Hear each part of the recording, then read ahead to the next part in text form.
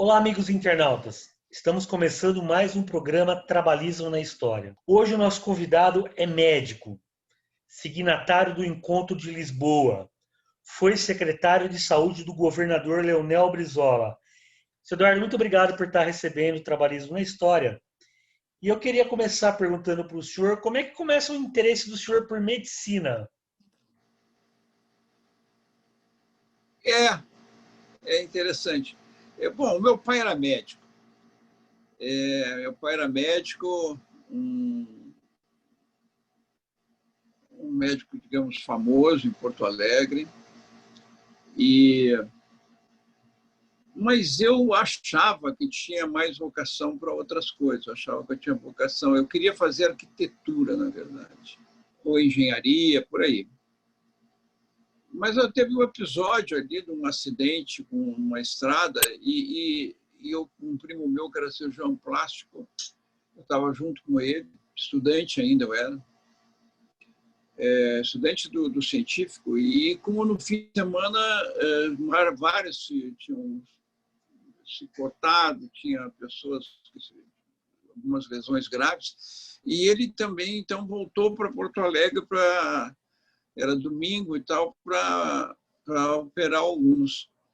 E aí, na hora, coisa assim de surpresa, no hospital lá da Beneficência Portuguesa, ele me convocou ali para eu ajudar a cirurgia, porque não tinha gente suficiente, tinham vários feridos e tal. E aí eu entrei no campo e eu resolvi fazer medicina. Achei que era legal aquilo, entendeu? Mas foi mais ou menos isso. Eu tinha em casa já um ambiente, né? E depois, assim que eu resolvi fazer medicina. Eu acho que é isso, não tem muito a fazer. Assim, a gente, naquela época, especialmente, tinha que ter um rumo já, né? Naquele 1% da população que tinha acesso, na verdade, à universidade, né? Que era tão pequeno, tão restrito. Eu fui à luta no vestibular, etc. Eu queria te dizer uma coisa aqui. Eu tenho um livro que eu publiquei, que lancei até os 50 anos da comemoração da legalidade, que publiquei, e eu sei que várias pessoas adquiriram, tal, do PDT, e outros, claro, que se chama 50 anos desta noite, o livro. Nesse livro, seria Memórias de um estudante de medicina na legalidade, durante a luta pela legalidade. Esse livro conta muito dessa minha opção da medicina e conta especialmente como foi nesse período que eu acabou me influenciando para eu fazer uma opção pelo trabalhismo. O senhor é do Rio Grande do Sul, né, de Porto Alegre, terra do Brizola, né? Como é que era esse ambiente, doutor Eduardo? Olha, é isso que foi fundamental. Aquilo foi um período fantástico, né? Olhando para trás, a gente viveu um período fantástico nas nossas lutas, que realmente foi o comecinho da década de 60, né? Até havia a ditadura em 64. Mas eu peguei na faculdade, como eu entrei na faculdade exatamente em 61, quer dizer, no início do ano, e lá no meio do ano, um pouco depois, agosto, tem a crise com a renúncia do Jânio, e o Brizola assume um papel fundamental. É claro que eu já era da luta estudantil, já tinha vindo anteriormente, eu tinha uma ligação muito importante com várias pessoas, inclusive alguns assim que aí morreram como pedetistas, como o Carlos Araújo, eram meus companheiros naquela juventude. Acabou especialmente depois em Lisboa, fez a opção pelo trabalhismo. Em 61, portanto, de 61 a 64, impactou muito a vida do Brasil, né? Foi uma mexida geral, quer dizer, haviam condições boas já, e depois, especialmente com a posse do Jango, né, nós tivemos um ambiente de desenvolvimento de tudo, da cultura. É inacreditável se a gente olha para trás, viu a riqueza daquele momento. Então, é um momento que fez os compromissos da vida, né? Que muitas coisas depois a gente vai entender melhor, mas naquele momento era muito a vivência daquilo tudo que estava acontecendo. Hoje para não passado, a gente vai saúde. completar esse ano 60 anos da campanha da legalidade, né? E, obviamente, a campanha da legalidade não tem como deixar de analisar o Jango. Como é que o senhor analisa o Jango hoje, passado tanto tempo, naquele momento que ele aceita o parlamentarismo, depois das reformas de base? Como é que o senhor avalia o Jango? Olha, eu só posso dizer uma coisa muito da melhor maneira possível. Eu abordo isso também na questão desse livro, eu abordo isso, porque é evidente que eu estou escrevendo sobre o Trump, mas você tem que estar escrevendo muitos anos depois. Eu escrevi 50 anos depois, né, daqueles episódios. Eu, naquele momento, eu também fiquei indignado, que eu achava que tinha que fazer uma luta final. Tal, né? No entanto, a gente sabe que ele tinha mais informação, na verdade, das outras forças. Ele tinha uma clareza, ele foi o mais avançado dos presidentes. Ou talvez eu ache que teve uma coisa que ele não pôde avaliar naquela hora. Ele não acreditava que a ditadura fosse ser tão cruel. Ele foi, de certo modo, enganado por os que lustram em redor, né? E certas pessoas também que estavam influenciando. Quer dizer, ele não quis ir para o debate final, para o embate final naquele momento. Olhando para trás, seria desejável, mas eu acho que ele estava certo. Eu sempre digo uma coisa mais importante sobre o Jango e a personalidade do Jango. O Jango era um presidente para a paz. O Jango era uma pessoa para... Se tivesse sobrevivido, ele teria sido presidente de novo, mas com uma clareza total. O Brizola, que nos emocionava mais naquela época, naquele momento, pelo menos nós estudantes, a gente viu as dificuldades que teve. Não é? E a gente aí teve que aguentar uma transição terrível. Ou seja, esses últimos 30 anos, ou mais um pouco, de 88 para cá, não são anos que a gente pode ver pelo lado de liberdades democráticas muito bons, mas em muitas coisas deixaram um caminho perdido, né? Agora mesmo nós estamos vivendo essa coisa do coronavírus, né? E a gente pergunta, por que antes de 64 as vacinas eram feitas no Brasil e desenvolvidas aqui? Ninguém tinha que esperar por importação de IFA, porque era aqui que se fazia. As vacinas que resolveram tudo, todas elas, até esse momento, então, depois da década de 80, especialmente ali até 64, da varíola, da coqueluche, eram todas nacionais, feitas por empresas públicas, empresas ou instituições públicas, e nós não retomamos esse fio. A nova Constituição e o que veio depois foi um aperfeiçoamento da ditadura, um aperfeiçoamento democrático dos projetos da ditadura. O que ficou da verdadeira democracia que estava se construindo se uniram muitas forças para impedir que voltasse Brizola, para que se retomasse, na verdade, um fio da história do último presidente trabalhista. Agora, o senhor está tocando num ponto muito importante, que é a questão da soberania nacional e a nossa independência, né? Que está ligado diretamente à ciência, tecnologia, tudo, né? E essa questão da vacina é muito clara. Hoje a gente é dependente da China, da Índia, né? Senhor Eduardo, por que as nossas elites são tão antipatriotas desse jeito, hein? Qual é a variação do senhor? Porque isso é uma questão de antipatriotismo, né? Olha, eu acho que realmente nós temos a questão da dependência, né?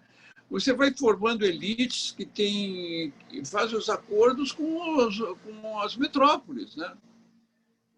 Elas aqui só mantêm o quintal, quer dizer, na verdade a sua casa é aberta para o lado de lá, né? Para o lado olhando o Atlântico para cima, tal. elas são elites que não, aqui só ganham dinheiro. O resto elas querem mandar para fora e viver fora.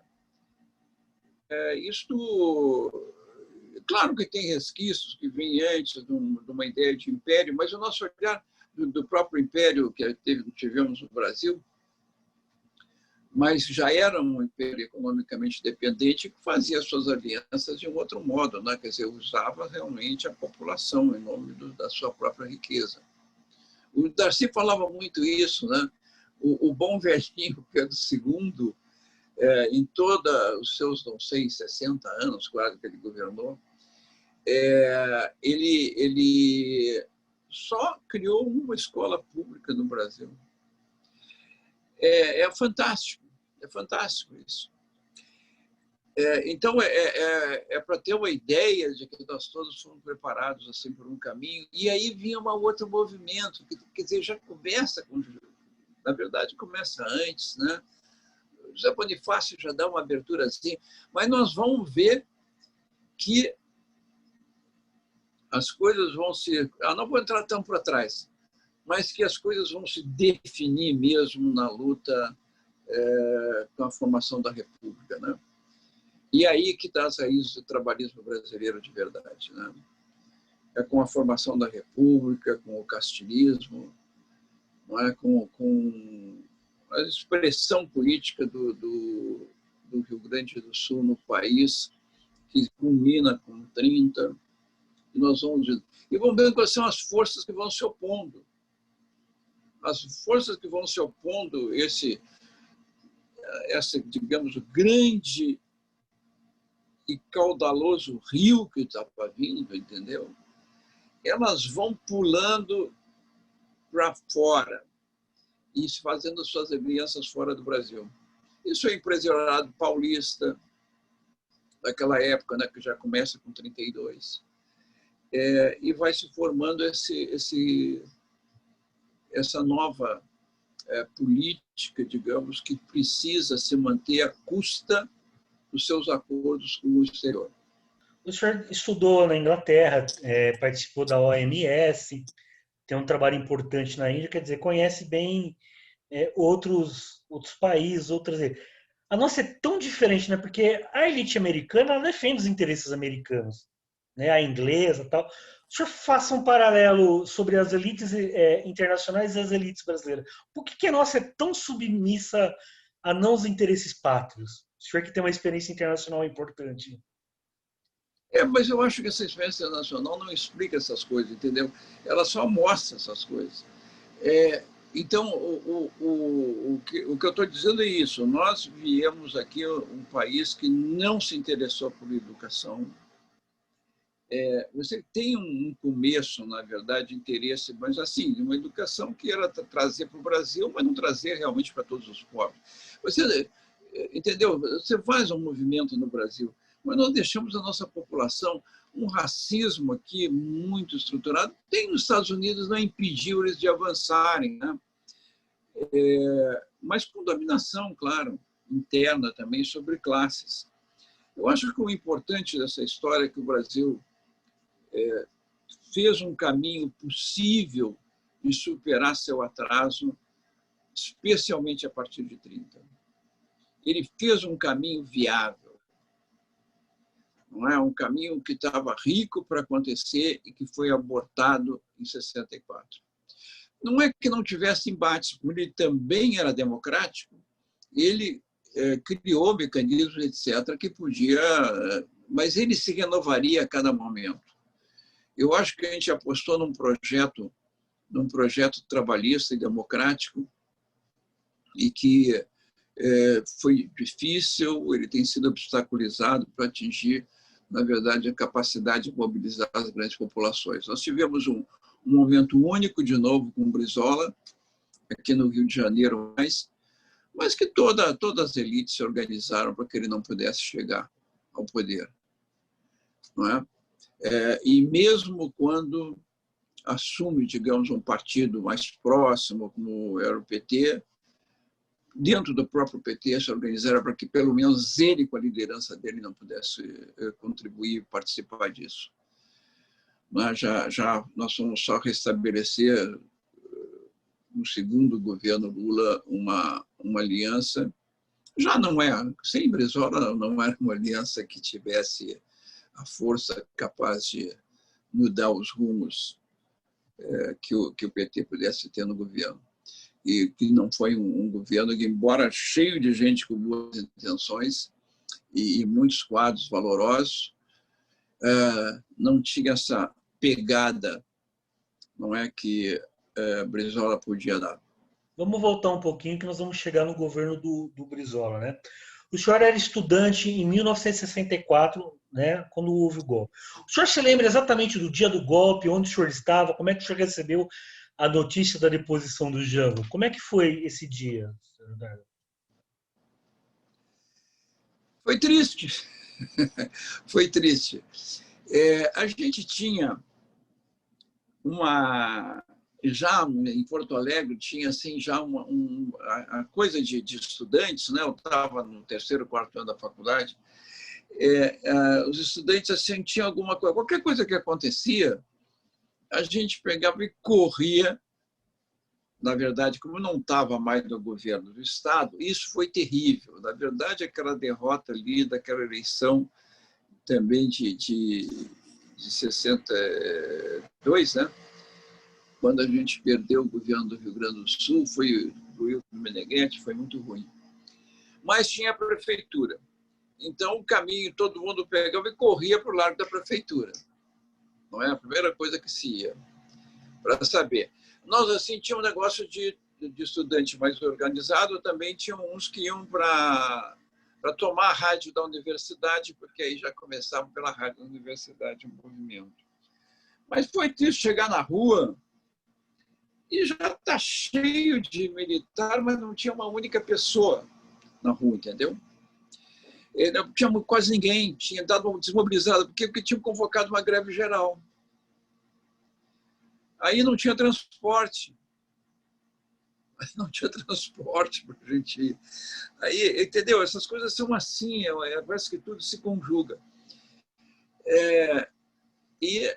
A gente caminha, então, uma caminhada mais longa, já estava acabando lá um comício do Brizola e tal, com Sereno e tal.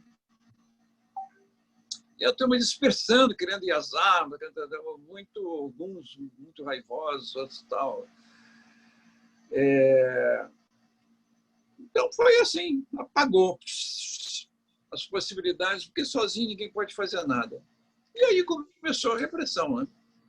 E aí também começou a repressão. Quem tentava se organizar melhor, começou a repressão. Agora, naquela época, eu era presidente do diretório acadêmico, do meu centro acadêmico, a gente chamava. Poucos dias depois, lá apareceu a polícia, ele levou aquelas coisas de todos. A gente passou pelas mesmas coisas. Mas então, isso é aquele momento lá, sabe? O momento de 64. E aí, quais são os caminhos para a gente? Não é? O primeiro momento, especialmente, foi assim: vamos tentar ver como é que a gente se organiza. Começou todo mundo a procurar alguma maneira de se organizar. E eu achei também que foi aí mesmo que eu firmei minha decisão pela saúde pública. Eu disse, olha, não sei se vai ser tão cedo que a gente vai conseguir. Quase ninguém fazia, não era uma coisa muito prestigiada pela medicina, né?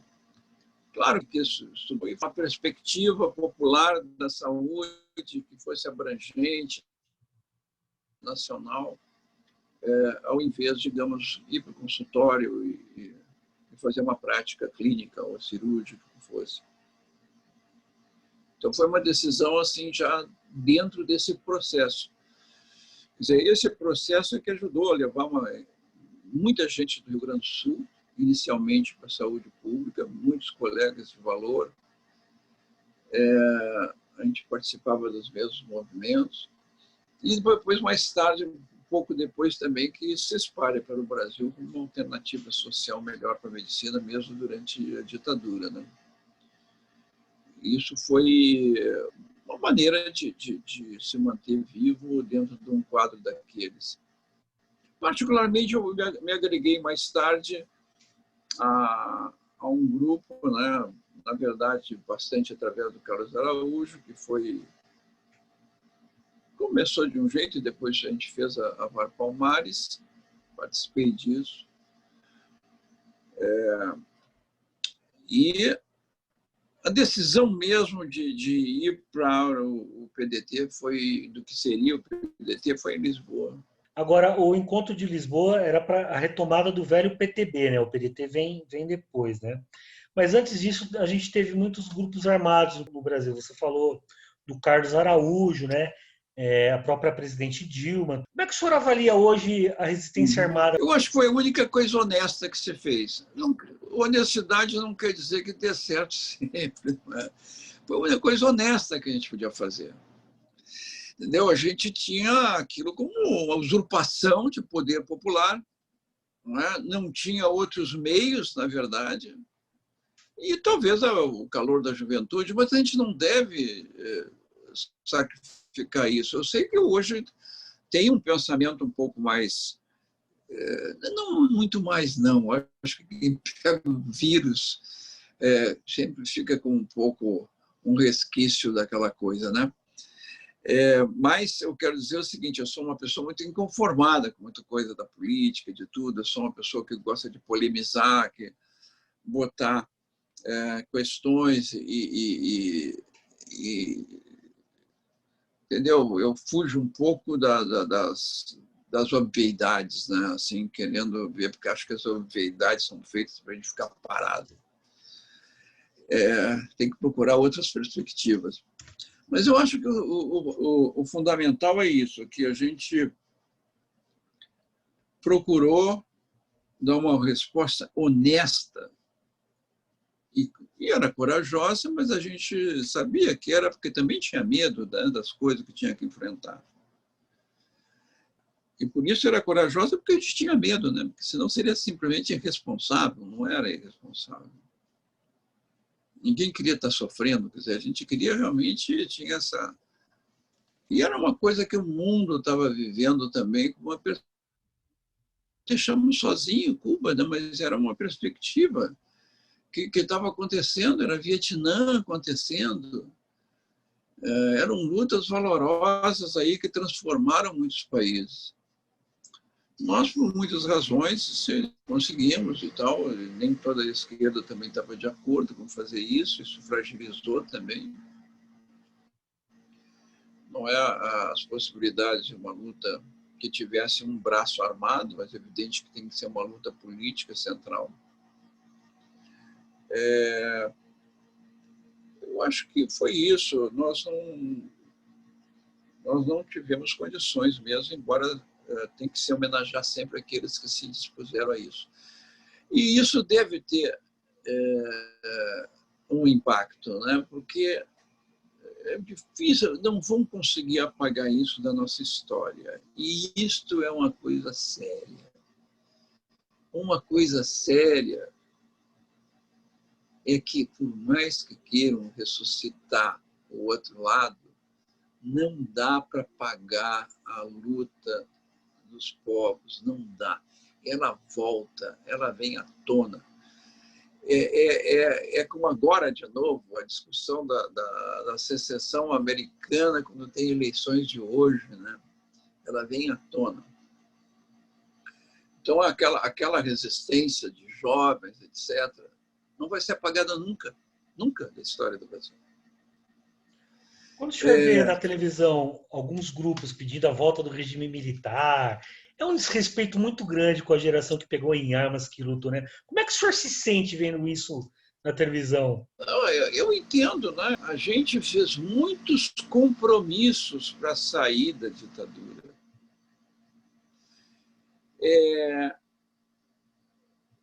Eu digo a gente fez muitos compromissos no sentido de que não quisemos realmente valer o império da justiça e botar em cana mesmo os responsáveis. Essa é uma questão crítica. A gente, num ambiente que todos, de certo modo, onde a gente, eu não falo eu digo o seguinte, porque eu participei disso, houve um grande acordo, porque não tínhamos outros meios mesmo de fazer diferente. Mas houve um grande acordo. De acordo nos obriga a estender essa luta por muito mais tempo e ter esses momentos que nós estamos vivendo agora, que eu diria que é um entreato. Sabe que no teatro tem aquela tinha no tempo antigo, enquanto arrumava o palco, aparecia um carinha que fazia um ventríloco, que fazia umas coisas na frente para distrair o público, né? Esse Bolsonaro é isso, tipo um palhaço de ventrílocos que está aí, mas é um entreato da história.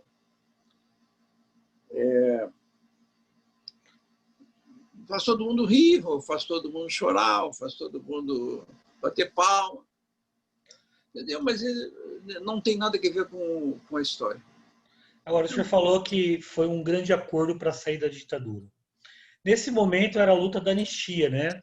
E que acontece o encontro de Lisboa, que era a perspectiva de você retomar o PTB e a volta do Brizola dos exilados. O senhor é signatário da Carta de Lisboa. Como é que foi essa história? Como é que o senhor foi para lá? O papel da sua mãe? Como o senhor foi parar em Lisboa no encontro dos trabalhistas exilados e dos trabalhistas brasileiros?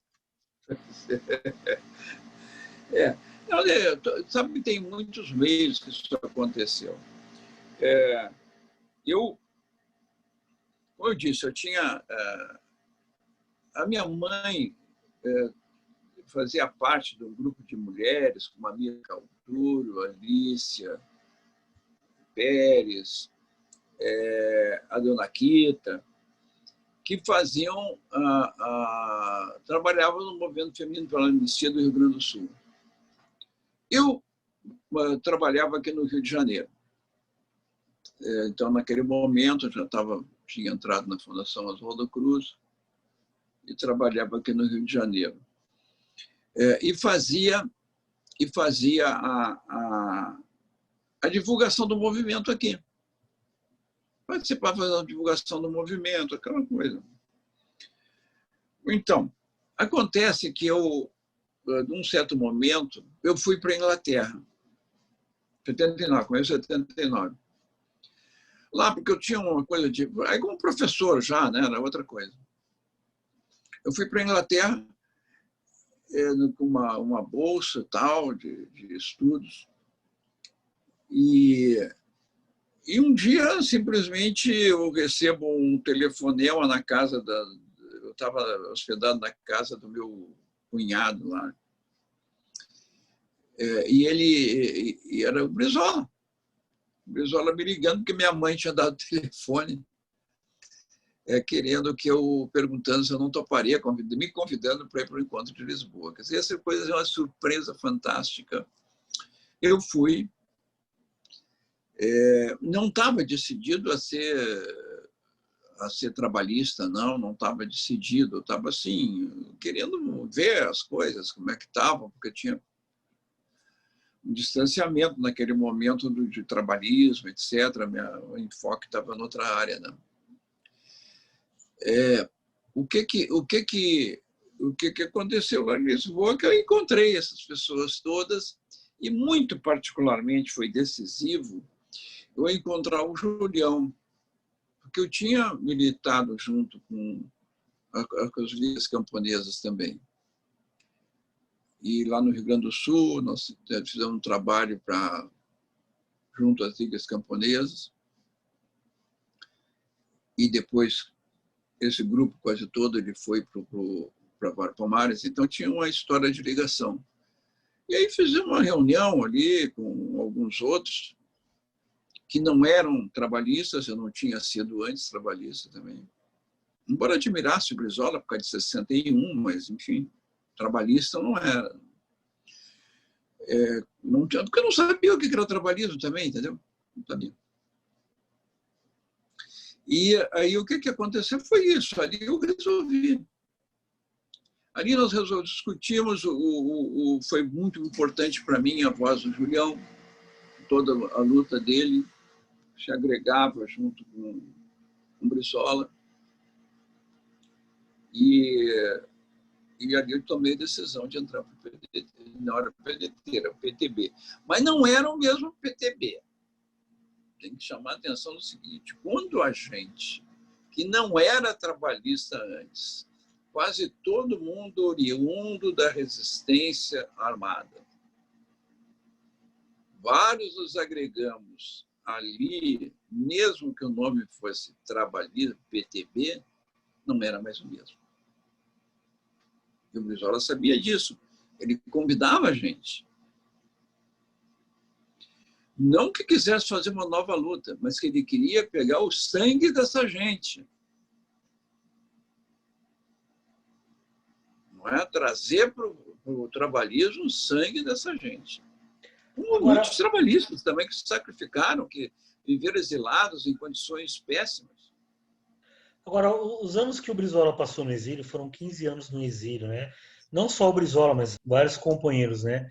De uma certa forma, criou uma nova perspectiva para o trabalhismo, né? Não era o velho PTB, mas esse período na Europa social, a internacional socialista, tudo, era um novo ambiente, era um novo panorama. Uma estratégia também. Uma estratégia. Movimentos que tinham que ser feitos com o objetivo estratégico de poder ter democracia no Brasil. Evidente. Agora, o sucesso, o Brizola era. Eu participei de uma das reuniões da Internacional Socialista com ele. Cara, era uma maravilha. A reverência que essas pessoas tinham por ele era incrível. Né? Mas não foi só isso. Na verdade, ele logo se cercou de pessoas jovens, quer dizer, jovens era 20 anos menos do que ele, uma geração, pelo menos, alguns eram mais, mas era uma geração de diferença. E isso porque ele estava muito de uma geração dali para cima dele, porque ele era muito jovem quando ele foi exilado. Né? Então, essa turma nova fez o novo PTB. Aqui, pelo menos no Rio, no Rio Grande do Sul, certamente. Agora, o que foi os caminhos, por exemplo, da afirmação para não dar alternativa para impedirem ele de voltar, passaram por esses caminhos de ligação com a Internacional Socialista, certamente. Senão podiam ter impedido. Tem que ter uma clareza que tudo foi planejado com uma ditadura no poder. Né? Se não todos o componente da ditadura, porque você como é, a ditadura é um conjunto de coisas, mas são quem está hegemonicamente naquele momento vai levando as coisas onde mantinham a centralidade de não permitir que o Brizola chegasse. Agora, no encontro de Lisboa, se formaram vários grupos de discussões, né? Com a coordenação, inclusive, do Doutel, do Neiva e tal. Qual grupo que o senhor participou? Como é que eram as discussões nesses grupos?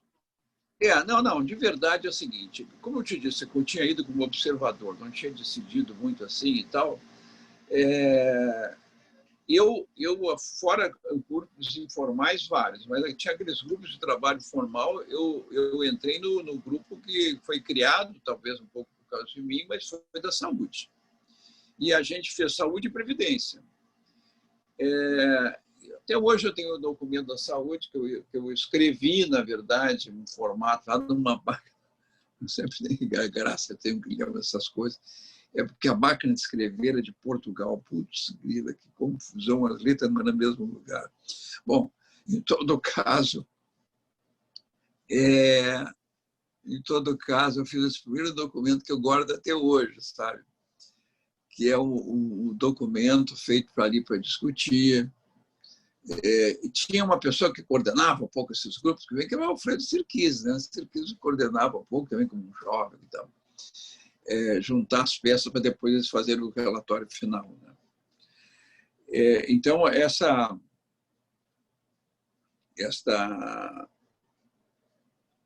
nós já estava lá, inclusive já estava lá visto o engraçado, a possibilidade desse documento já era de uma criação de um sistema nacional de saúde, essas coisas, né, que a gente veio depois.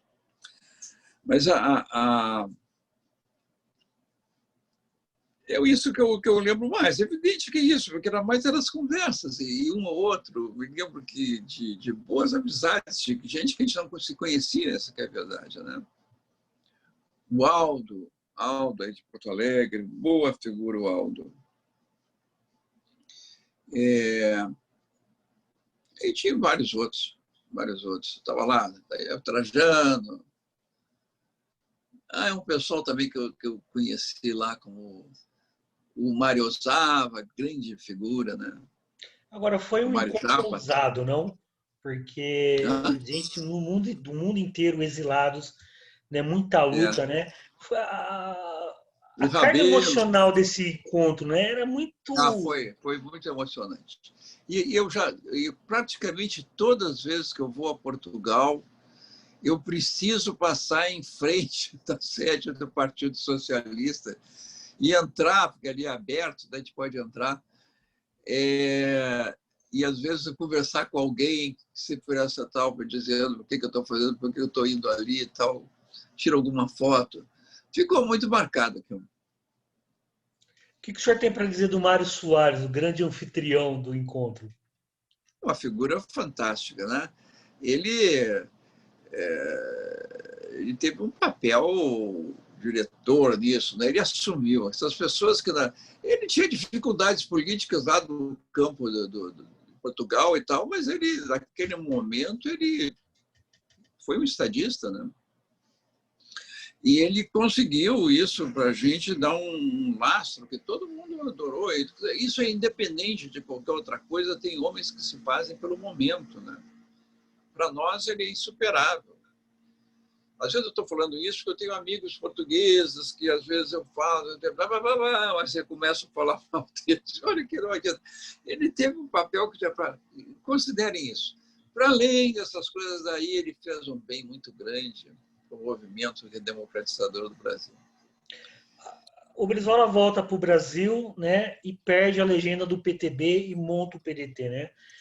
Como é que o senhor viu a montagem do PDT? Como é que era a construção de um novo partido político no Brasil depois de tantos anos de ditadura? Olha, deixa eu te dizer uma coisa. Esse pedaço não peguei bem. Por quê? Porque eu continuei na Inglaterra depois, porque eu tinha que terminar o meu trabalho lá, né? Eu estava lá fazendo, enfim, na Universidade de Londres. Aí quem me envolvia no PhD e dava aulas lá também, porque o cara que está nesse PhD lá participa das aulas e tal. Bom, então eu tinha que fazer, mas tinha uma coisa boa que eu fazia também. Eu dava, a BBC me entrevistava, a BBC para o Brasil, eu fazia coisas de lá assim. Então era importante eu continuar. Eu terminei aquilo, mas vim ao Brasil e fui direto procurar o Brizola. Ele sabia já, daí tinha perdido a sigla, né? Aquela coisa que eu tinha visto só por TV, noticiário. E aí eu fui na casa dele, ali para dizer, estou aqui, né? E o que a gente pode fazer? Aí ele me recebeu muito bem e disse assim, olha, Eduardo, assina aqui a ficha, vai ser o número 600. Entendeu? Assinou lá a ficha na hora ali, na casa dele. Eu entrei. Então já era PDT, porque estava até com esse negócio de refazer, né? Porque era outro nome e tal. Eu sei que eu não fui dos primeiros, não. Eu só sei que eu fui o número 600 naquele dia, até porque era redondo o número. Agora, contra todos e contra todos, o Brizola sai candidato a governador do Rio e ganha, né? Pois é. Como é que Pois é, foi? aí no ano seguinte eu voltei. Porque isso foi. Cara, agora estou meio atrapalhado, desculpa com essas datas, entendeu? Essas datas me atrapalham. Aí eu estava aqui, eu já era PDT, estava aqui, e a gente ia lá, levava meus filhos, pouca gente, na sede do PDT, na rádio do Armed, Rádio Guanabara, se não me engano.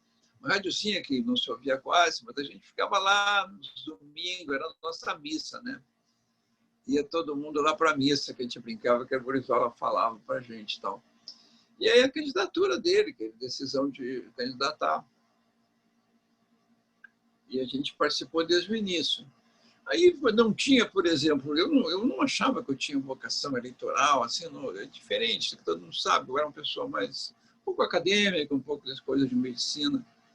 Eu acho que tinha até um pouco inibida com falar publicamente e tal. Não em aula, assim, mas quando tu vê aqueles espaços abertos, eu me lembro a primeira vez que eu fiz o discurso lá em cima, uma coisa, ficando nervoso, quer acabar logo o fala. Eu sei que eu não tinha quase, para ser candidato, eu queria ser vereador, achar normal que vai começar uma carreira assim desse tipo, né? Mas aí todo mundo queria ser candidato a vereador, eu tinha estadual completo, aí me disseram, olha, se você quiser ter um lugar aí, é só para federal, porque já tem uns caras bons aí, e aí de voto e ninguém quer ser. Eu sei que tinha, nós não preenchemos, mas aí eu botei meu nome. Nós tínhamos a metade, mais ou menos, dos candidatos que podia ter para federal. Eu participei com isso, mas eu mais acompanhava o Brizola do que qualquer outra coisa. Eu não fazia muito a minha campanha, eu fazia mais a do Brizola. Mas mesmo assim fui bem. E como é que o senhor vira secretário de saúde do governo do Brizola?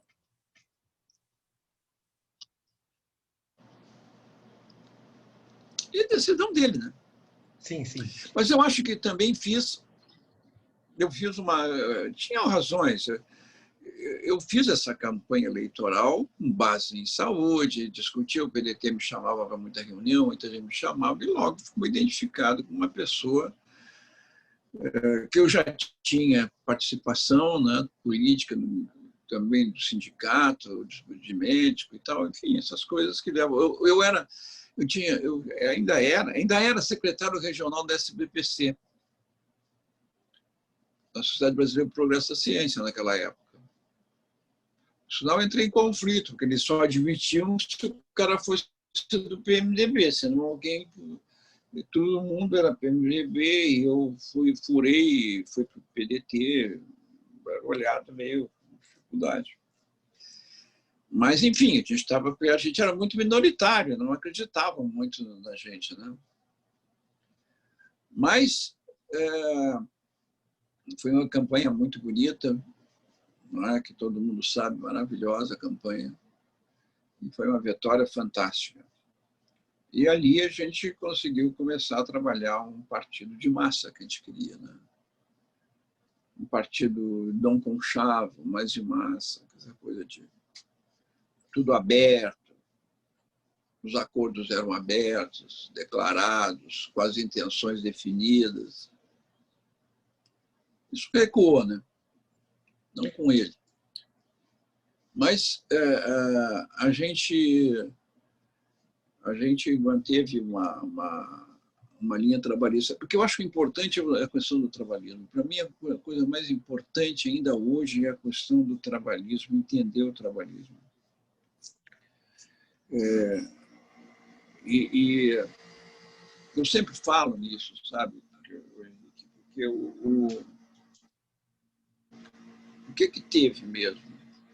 A grande descoberta, vamos chamar assim, de entendimento, como a gente descobre o entendimento da gente, né? A peça central foi, eu acho, na verdade, que foi poder ler a história do Brasil diferente do que das esquerdas só o Partido Comunista era dono. Ele era dono de uma história, a não ser da história de livro, que é a história, digamos, já tinha aquelas influências todas, mas era uma história, vamos dizer, burocrática, não é? Em cima de datas e tal. A gente tinha um esforço histórico realmente para entender melhor o país, os comunistas. Essa questão é interessante porque,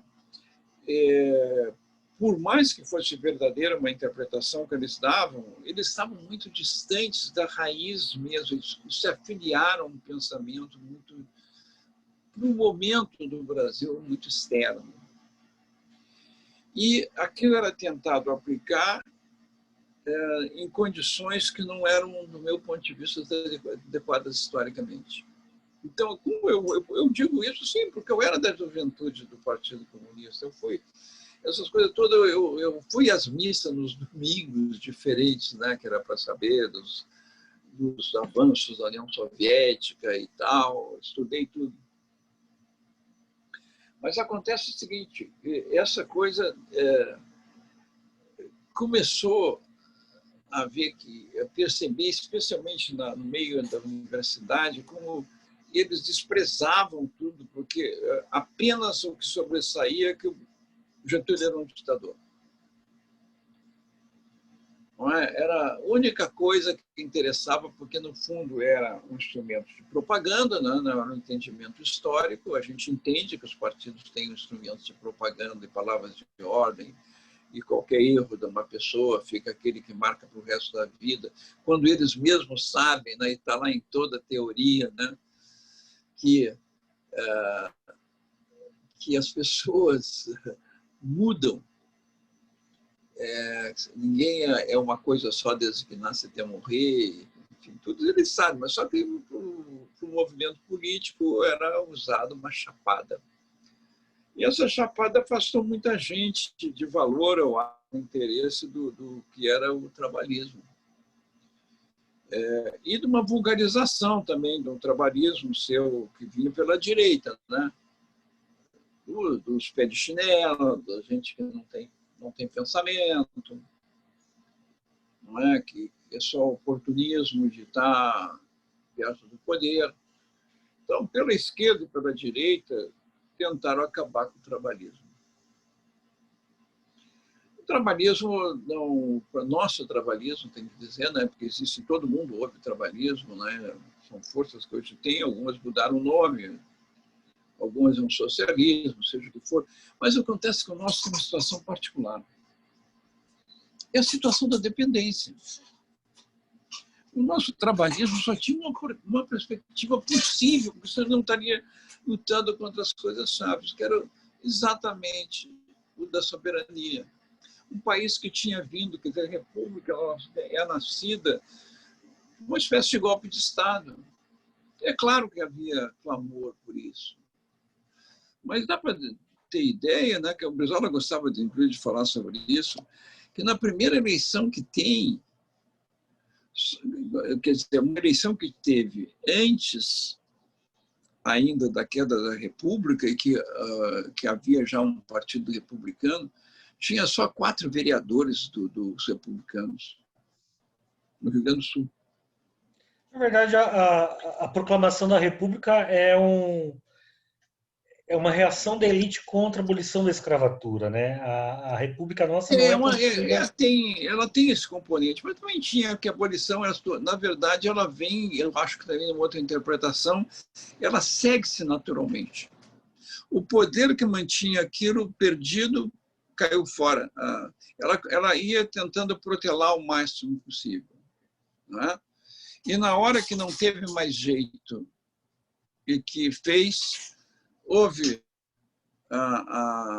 também a queda. Ela assinou a própria queda, porque aí ela não tinha mais o suporte cego dos caras da posse dos escravos, né?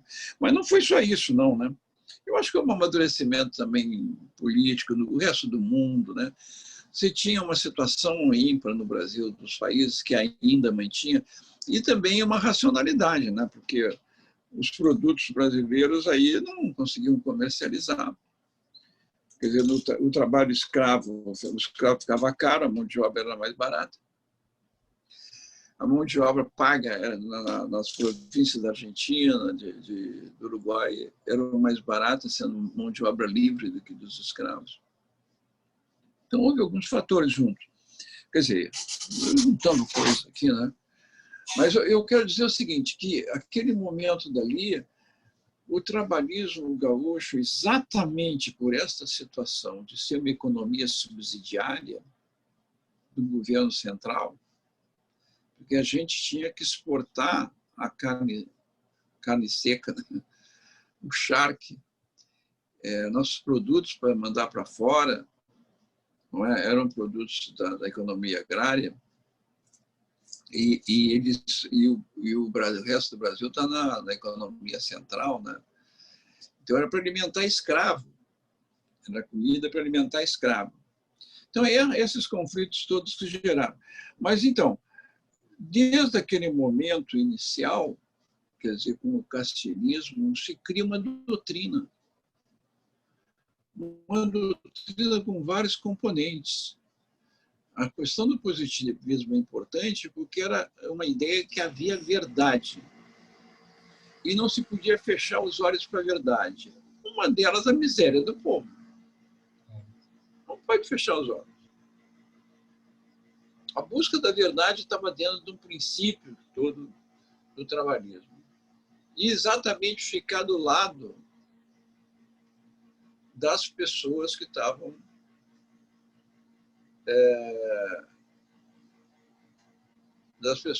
lutavam por uma mudança desse regime, né, desse sistema que a gente chama de exploração.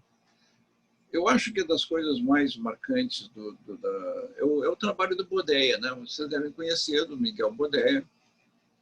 O Miguel Bodeia produziu um trabalho fantástico, que eu acho que muda e que tem me ajudado a mudar algumas pessoas, mostrando uma outra versão do que acontece o que aconteceu.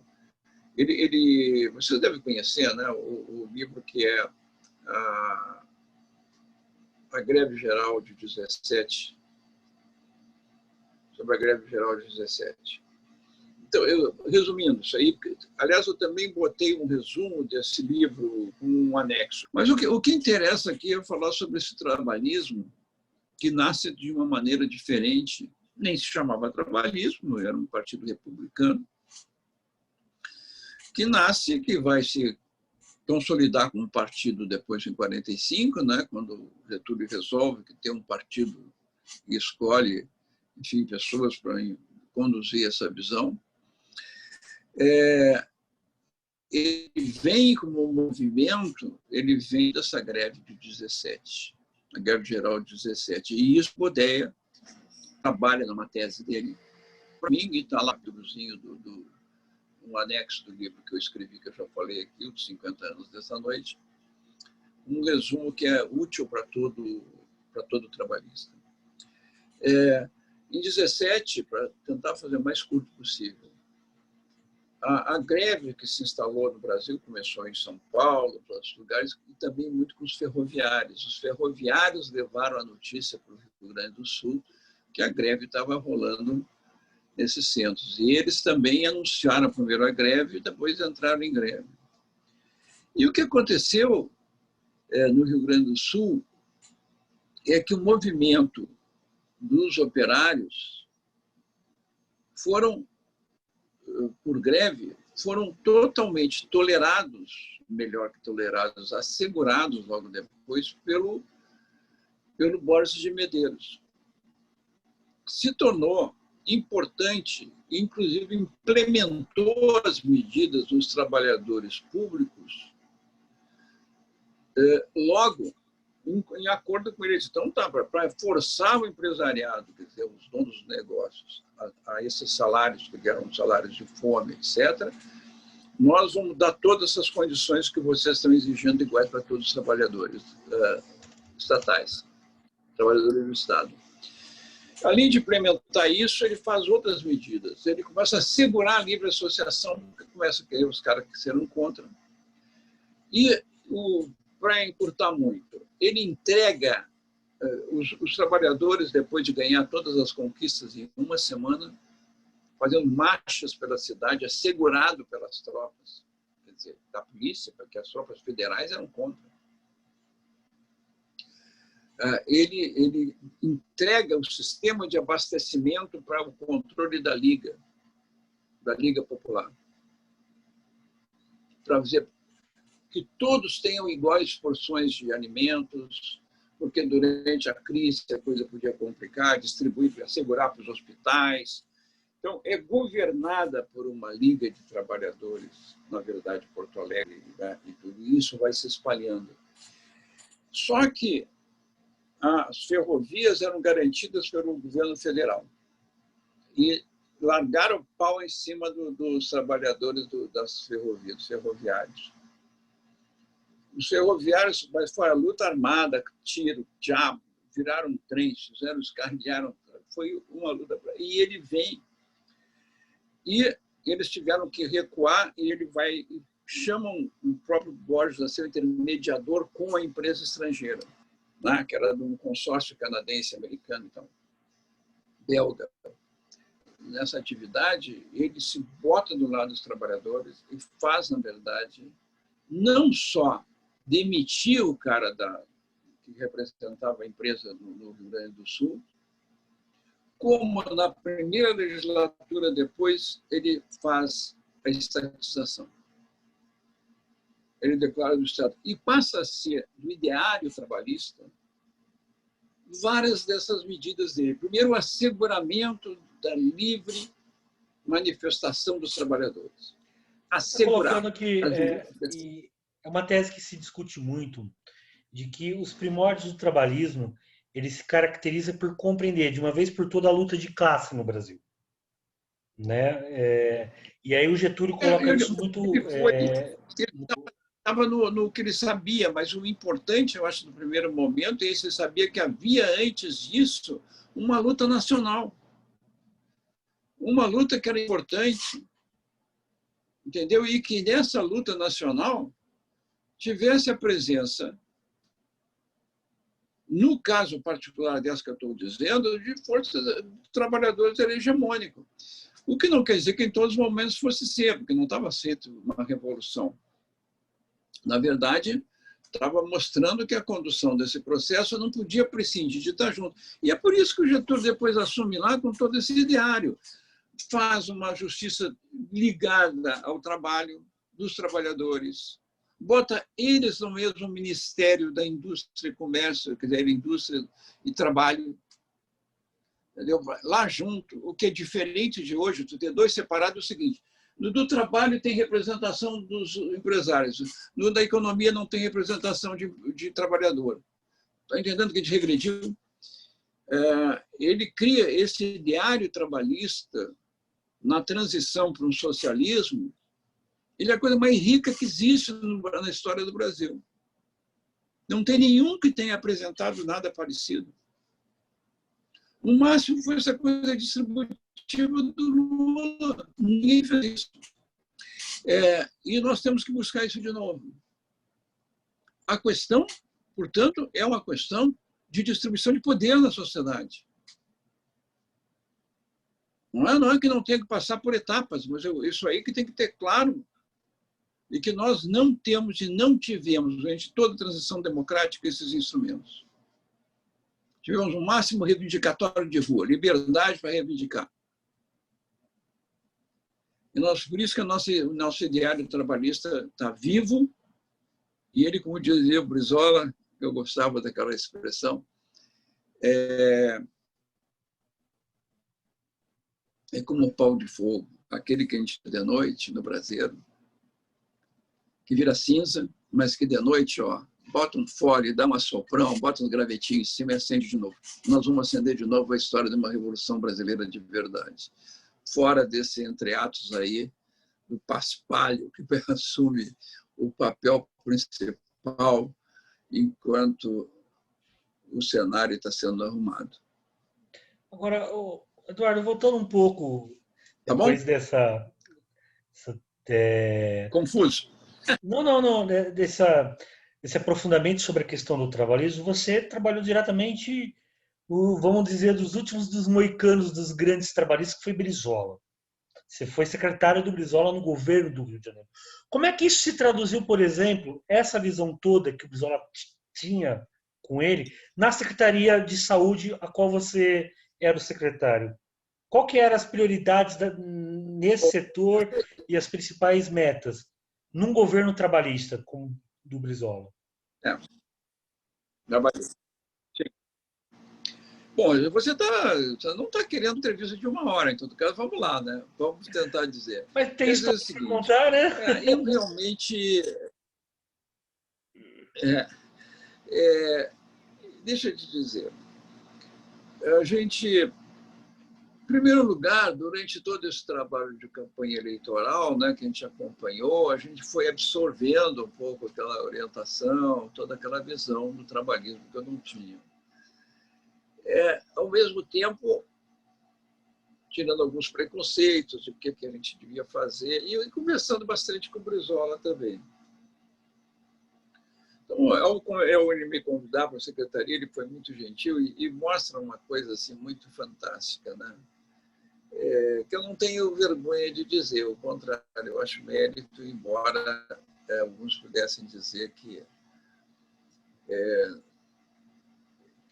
não, parece que não é conquistado, né? Eu não me importo de dizer que não foi conquistado.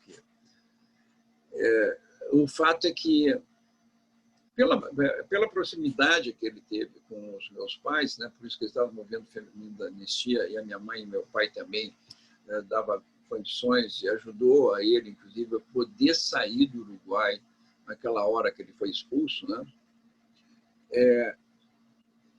Ele tinha muita admiração por eles, etc. E tal. Mas foi engraçado, porque quando ele me chamou para me convidar, ele me disse o seguinte: olha, é o seguinte, você aí é uma unanimidade aqui do Partido do Rio. Pessoas aí, tá, você conquistou o pessoal, blá. Mas olha aqui, aí, vamos ligar para o seu velho. Eu estou faz tempo que eu não falo com ele. Aí bota aí, telefona para ele aí. O telefone, liguei para o meu pai. Tá. Pai, aqui, ó, estou aqui com o Brizola. Ele quer falar contigo. Eu disse, tá, aproveitou que a gente está conversando. Ele não tinha me convidado, não, né? Só tinha falado que eu chamou para conversar, que era uma unanimidade. Eu já desconfiava, mas evidentemente que não. Aí meu pai falou, doutor Rubens, não, você sabe que o seu filho, que é bom saber, está tudo bem, aquela história.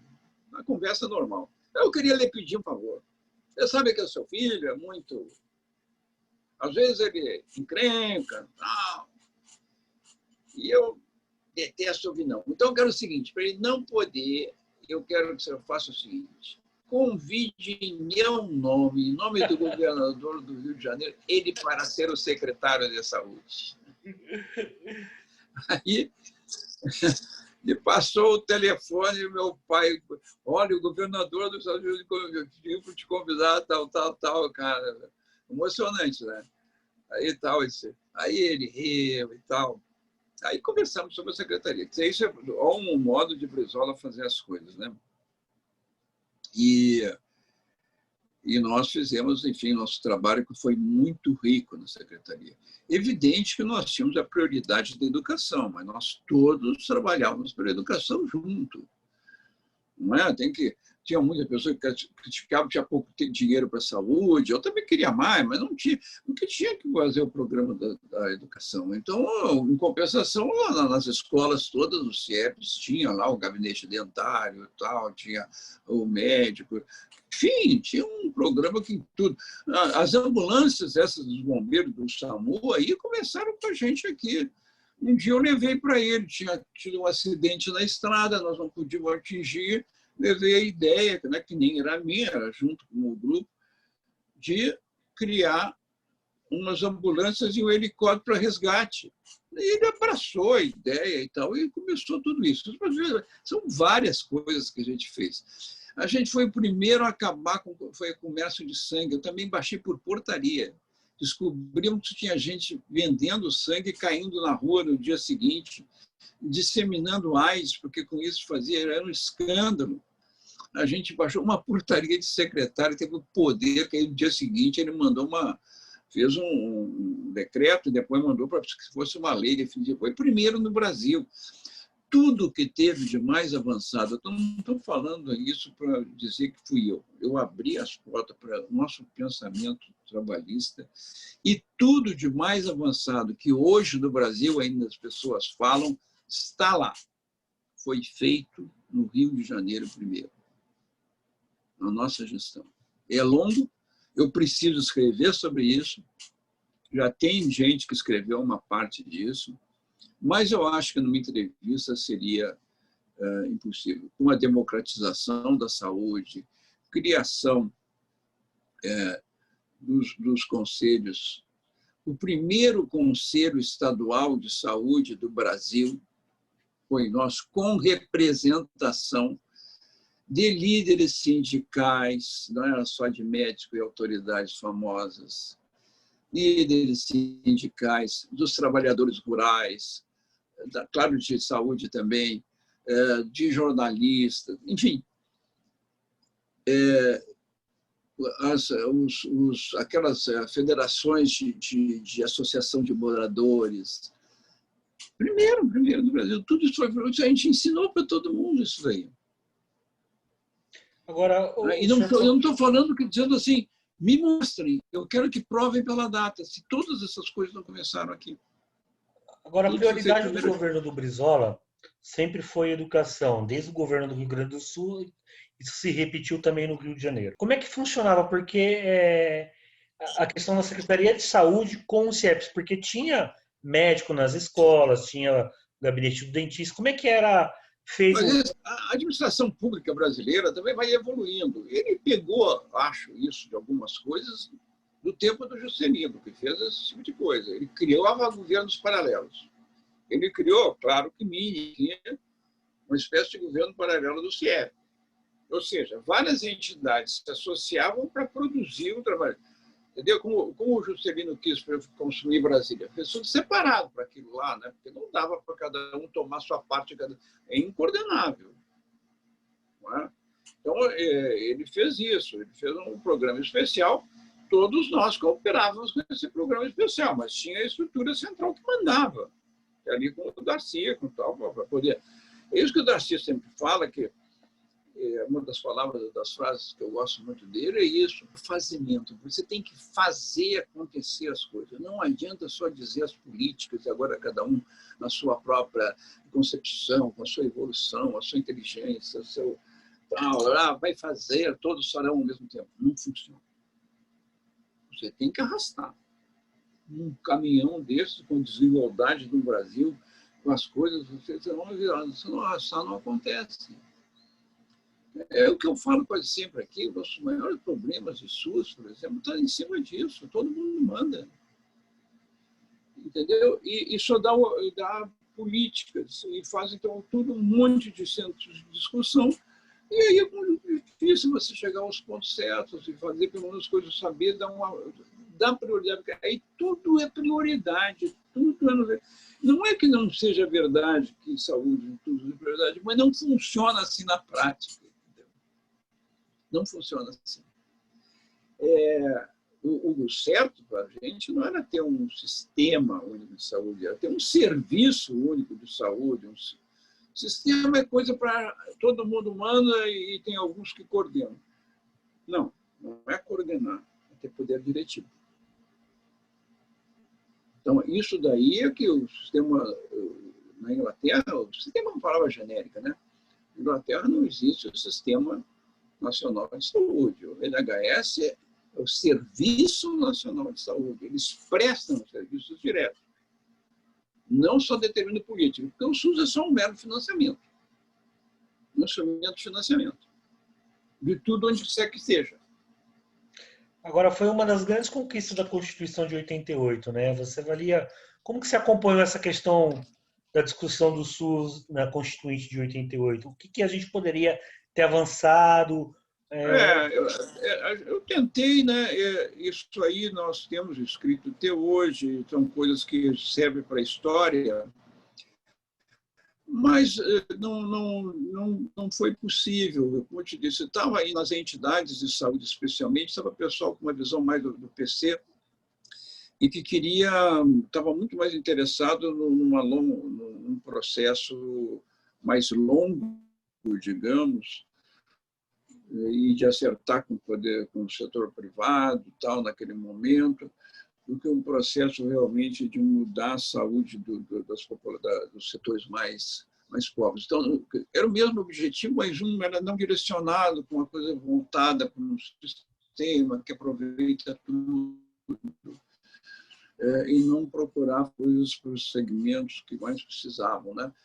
E nós tínhamos, da Inglaterra foi assim, nos primeiros anos da Inglaterra, foi direcionado, por exemplo, eles fecharam praticamente todos os hospitais privados. Fecharam. Era só ir lá fazer. Eu ia aqui, fazia vistoria, os hospitais privados eram péssimos. Depois parece que melhoraram, hoje os privados melhoraram depois de tanto tempo, mas, entendeu? Então nós fizemos um processo de melhorar os privados e deixar insuficientes os públicos. Esse caminho, eu digo para vocês, eu resisti muito a isso, mas não tinha como. No final, lá, o nosso deputado já, o Brandão, que era nosso líder, né? Eu fui lá, ele queria muito tal, e conseguimos umas coisas, entendeu? Mas eu pessoalmente tive, de certo modo, no final, dizer, bom, mas é isso. Agora, hoje eu posto para vocês, eu acho a melhor coisa depois sobre essa parte da Secretaria de Saúde, essa mesma luta, eu tenho artigos publicados, né? Tem coisa que eu fiz. Agora, a questão do SUS hoje ela está muito em destaque devido à pandemia que nós estamos vivendo. Como é que o senhor vê essa questão da pandemia, esse negacionismo? Como é que nós vamos sair dessa crise? Olha, nas minhas primeiras, eu tenho muita coisa que eu fiz durante esse período sobre a pandemia, né? Desde que ela começou, eu resolvi botar meu chapéu mais técnico do que político para poder contribuir com que eu, afinal de contas, tenho mais domínio. Posso dizer o seguinte, eu também fui mudando algumas visões, né? Eu acho que desde o princípio nós fomos muito mal. O Brasil foi muito mal desde o princípio. A visão do Mandetta era totalmente equivocada. Ele estava interessado na parte hospitalar. E o isolamento, quer dizer, tudo era dirigido para ter mais leito naquele momento. Depois, não tinha mais as coisas acessórias e principais, quer dizer, não foi organizado, não foi bem organizado. E mesmo o isolamento foi muito mal postulado por ele, ou seja, um isolamento geral e restrito, indiscriminado, que não aconteceu em nenhum país.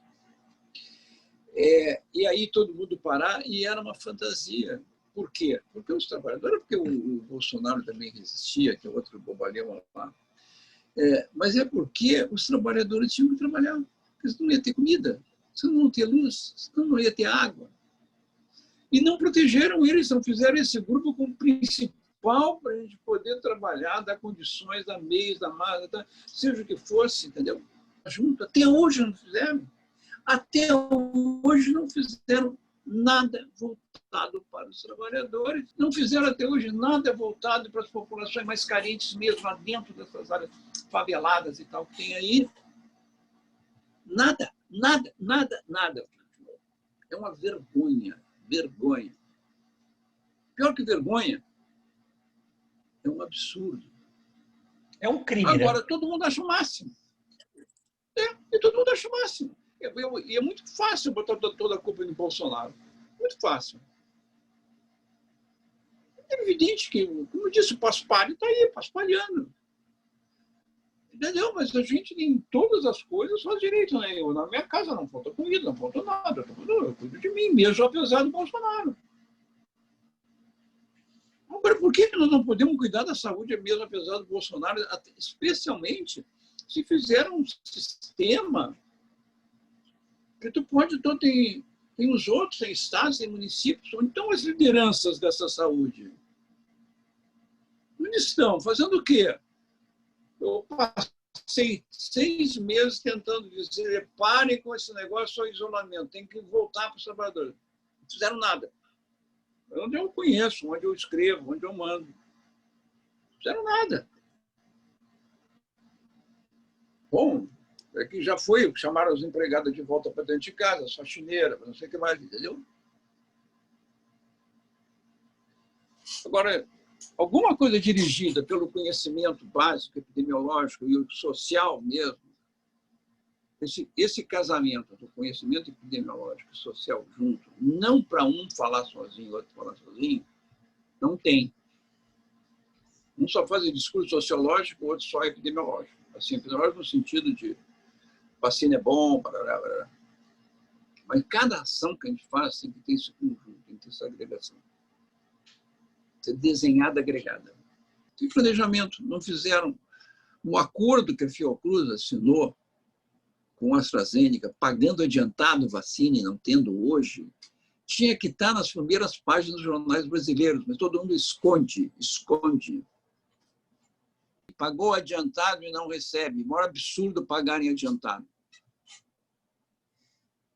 E não recebe. Tem que comprar de novo de outro. Só propaganda.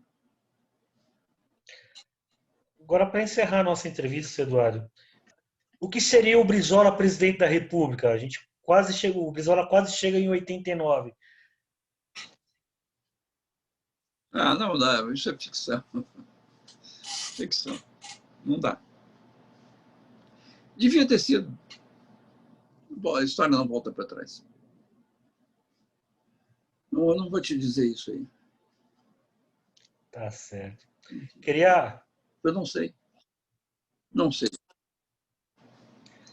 Queria agradecer muito a entrevista que o senhor deu.